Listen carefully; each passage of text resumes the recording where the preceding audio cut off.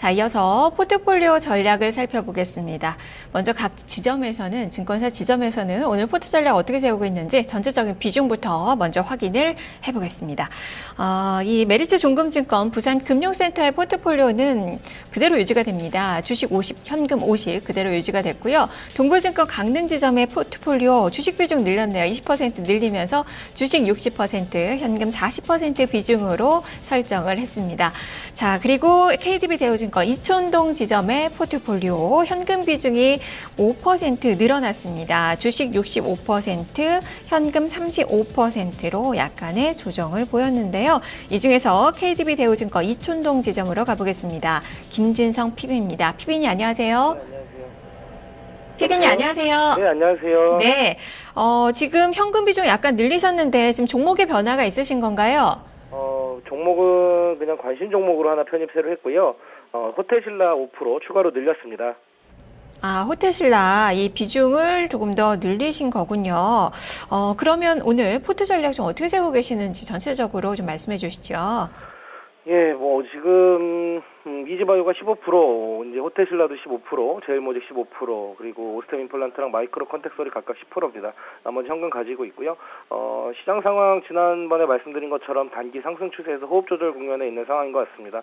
그래서 코스피가 업종이나 종목이 확산보다는 조금은 이제 선택하고 집중돼서 움직일 가능성이 더 커지고 있는 상황이기 때문에 종목 많이 늘리지는 않고요. 있는 종목들 좀 밑에서 좀 시세 나올 때 좀 잡아놨다가 시세 나오면 좀 정리하는 국면으로 보려고 하고 있습니다. 그리고 경남제약이 지난번까지 10% 정도 편입 비중 들어가 있었는데요. 경남제약 최근에 흐름이 좋아서 이익 실현하고 오늘 10% 남아있던 부분들 마저 이익 실현하고 나오려고 합니다. 예. 네, 경남제약을 매도를 하신 거군요. 지금 주가가 워낙 좋아서 오늘도 한 8% 이상 수익률 나오고 있는데 추가 상승보다는 차익을 좀 실현하셨는데 그 이유부터 좀 설명을 해주세요.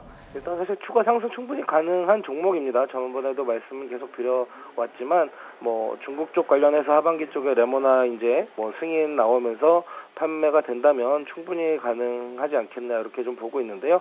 지금 사실 이제 올라갔던 부분들은 시장 전체에서 제약주들 특히 이제 신약이라든가 이런 쪽 위주로 움직이고 또 확산이 되면서 업종 내에서 이제 못 갔던 제약주라 이런 느낌에 좀 올라가는 부분이 분명 있는 것 같습니다. 그래서 이번에 올라오는 걸 이용을 해서 한번 정리를 했다가 나중에 주가가 좀 더 약해진다거나 하는 상황에서는 다시 한번 들어가서 또 아까 말씀드린 개인적으로 보고 있던 이슈가 나올 때까지 또 보유하는 전략을 세워보려고 하고 있는데요. 일단은 주가 흐름이 지금 너무 좋은 상황이긴 하지만 수익도 좀 많이 났고요. 원래 바라던 이슈가 아니고 전체적으로 좀 같이 편승을 하면서 올라가는 분위기인 것 같아서 일단 정리하는 쪽으로 가닥을 잡았습니다. 네, 종목 정리하고 호텔신라 비중을 늘리셨어요. 오늘 호텔신라 0.7% 정도 오름세 나오고 있는데 그동안 조금 좀 조정을 받았던 그 종목이에요. 21선의 지지력은 좀 볼 수 있는 건가요? 네, 사실 이제 추천하고 나서 종목 조금 올라갔다 다시 좀 빠져서 좀 멈춰 있는 상황인데 말씀해주신 것처럼 21선 지지력도 한번 테스트를 해볼 수는 있을 것 같고요. 추가적으로 최근에 기관들이 좀 공격적으로 들어왔다가 조금 쉬고 있는 상황인 것 같긴 합니다. 근데 이제 전체적으로 계속 말씀드렸지만 국내 쪽도 좋아지고 있고 해외 쪽으로도 더 진출할 수 있는 가능성도 열어놨고 이런 상황이 좀 되기 때문에 향후에 이제 좀 주가가 공격적으로 한번 움직일 수 있는 수준이 되면 추가적으로 좀 많이 움직일 수 있을 것 같다 이런 생각이 들어서 좀 추가적으로 5% 정도 지분 늘렸습니다. 예. 네, 그리고 지금 이지바이오 이야기 좀 들어볼게요. 계속 음봉이 좀 나오고 있어서 지금 121선까지 내려앉고 있는 그 상황입니다. 추가 하락 가능성을 좀 봐야 되는 건 아닙니까? 네, 그래서 사실 이제 25%까지 늘렸다가 이제 비중 좀 줄여놓은 상황이었는데요. 오늘 추가로 비중을 줄일까 고민을 많이 했었는데 어제 같은 경우에 이제 좀 살짝 위아래로 좀 꼬리를 다는 모양이 나왔었고요. 좀 진정이 될 수도 있겠다 싶어서 일단 오늘까지는 버텨보는 쪽으로 보일 생각이고요.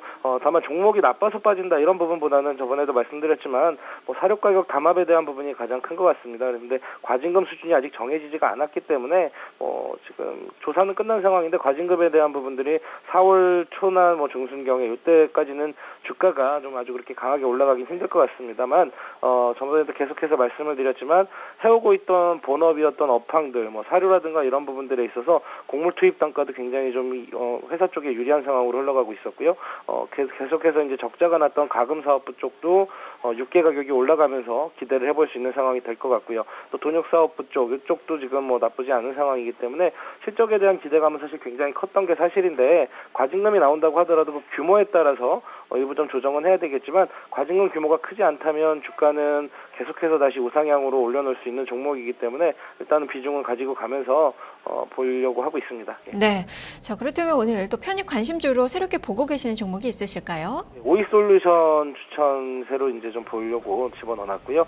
이 회사는 이제 통신 장비 쪽이라고 보시면 될 것 같습니다. 최근에 이제 4G LTE 확대에 따른 매출 증가 좀 나올 수 있을 것 같고요. 신규 고객으로 시스코랑 화웨이 이쪽 매출이 좀 가시화가 될 수 있을 것 같습니다. 그리고 잠정 실적 보고서도 나왔었는데요. 2014년도에 매출 한 19% 정도 늘고 영업이익 26% 늘어서 회사는 잘 성장을 한 것 같습니다. 2015년도에도 매출 한 24% 늘어날 것 같고요. 영업이익 한 11% 정도 추가로 올해도 좀 늘어날 것 같다.